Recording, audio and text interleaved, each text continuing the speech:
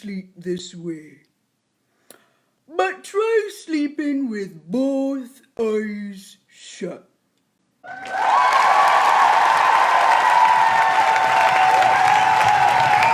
The Wide-Awake Owl. Olga, the little owl, could not sleep. She was wide awake. She tried to sleep, like all owls do, during the daytime, but she could not sleep a wink. She tried sleeping with only one eye shut, the way owls do. Then she tried sleeping with the other eye shut. And at last she shut both eyes as tight as she could for a long, long time.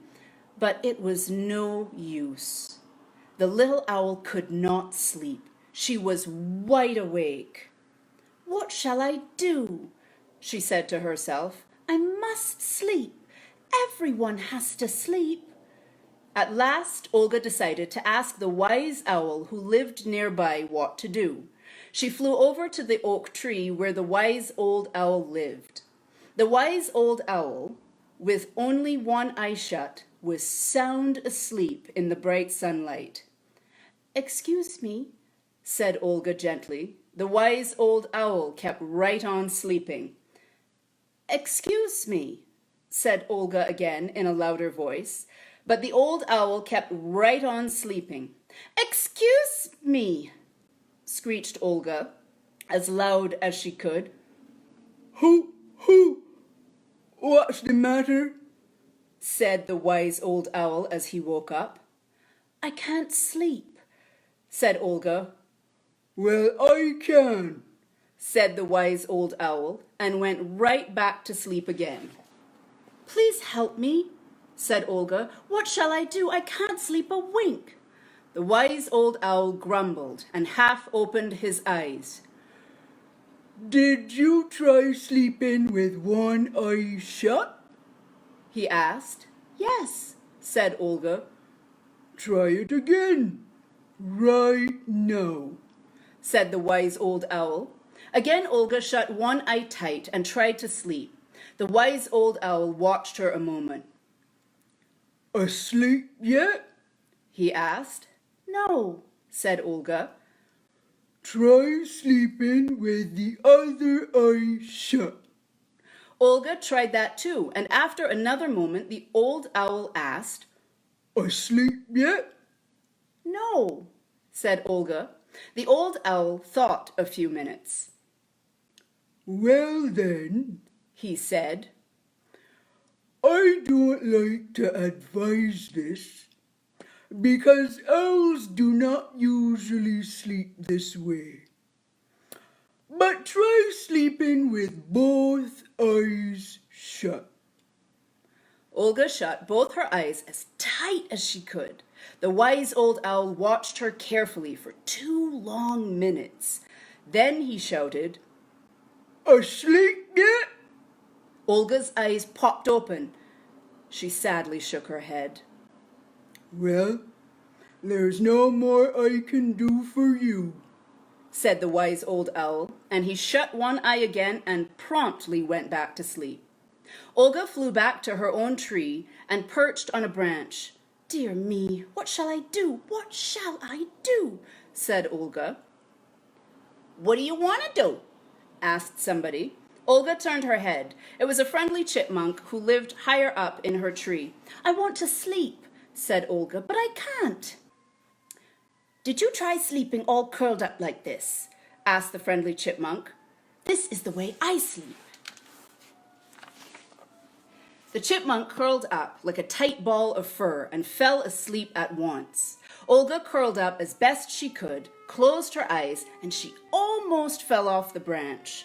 "I can't sleep that way," she said. Just then, a young possum came down the tree. "Of course you can't sleep that way," said the possum. "I can't either. Try sleeping like this. I always do." The possum curled his long tail firmly around the branch of the tree and hung head down.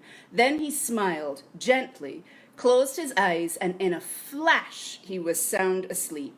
Since Olga had no long curly tail, she took a firm grip on the branch with her claws and let herself tumble forward until she hung upside down too. She closed one eye, then she closed the other eye, then she closed both eyes tight. She tried very hard to sleep, but she could not. And again she opened her eyes. "I can't sleep that way either," she said. A blue jay who had been watching said, "Of course you can't. No bird can sleep like that. Here, try sleeping this way." The blue jay tucked her head under her wing, and in no time at all she was fast asleep. Olga tried tucking her head under her wing, but her neck was so short, and her head was so big, and her wing hardly covered one eye. Dear me, will I ever sleep again?" sighed Olga.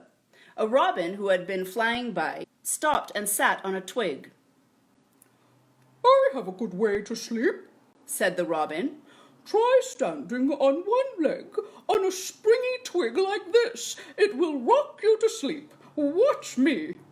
The robin stood on one leg, and the twig rocked up and down once, twice, and before anyone could count to 3 fast, the robin was asleep. Olga looked along the branch where she stood until she saw another little twig. She hopped onto the twig and stood on one leg. Then she bounced to make the twig rock. She bounced once, then twice, and on the third bounce, because Olga was too heavy for the twig broke. And Olga went crashing down through the branches of the tree, and she could not get her wings spread in time to keep from bumping on the ground when she landed. A little thrush flew down from somewhere. "What happened?" he cried. "Find something good to eat?" "I wasn't looking for something to eat," said Olga. "I was trying to fall asleep." "That's a funny way to fall asleep," said the thrush. "Falling down through a tree that way." By the time the little animals and birds who had been showing Olga how to go to sleep were awakened by the sound of her fall, and they all rushed down from the tree. "Are you hurt?" they cried. Olga shook her head. "No, I'm not, and I still haven't been able to go to sleep." Then Olga quickly explained to the thrush all the ways she had tried to go to sleep, like the chipmunk, all curled up, and like the blue jay with her head tucked under her wing, and like the robin standing one-legged on a swinging twig. "Oh," said the thrush. "so you want to go to sleep? I know the best way to go to sleep. Come on back up into the tree." So Olga and the other birds and animals went back up into the tree with the thrush. The sun was just beginning to set, and the woods were beginning to darken. "Now," said the thrush when they were all settled, "this is the best time of day to go to sleep, and this is the best way to go to sleep. Go to sleep singing. Sing a low, sweet song, and you will go to sleep in a jiffy." Then the thrush began to sing a low, sweet song, and all the others joined in. Sweet and low, to sleep we go. The day is done, the setting sun brings on the night. Shut both eyes tight, the woods are still. We'll sleep until the morning bright brings back the light. The moon doth wane, we'll awake. And Olga and the other birds and animals never learned the end of Thrush's song because she and all the others fell fast asleep. From then on, whenever Olga, the little owl, was wide awake and found it hard to go to sleep, she half closed her eyes and sang softly to herself the thrush's song, or as much of the song as she knew.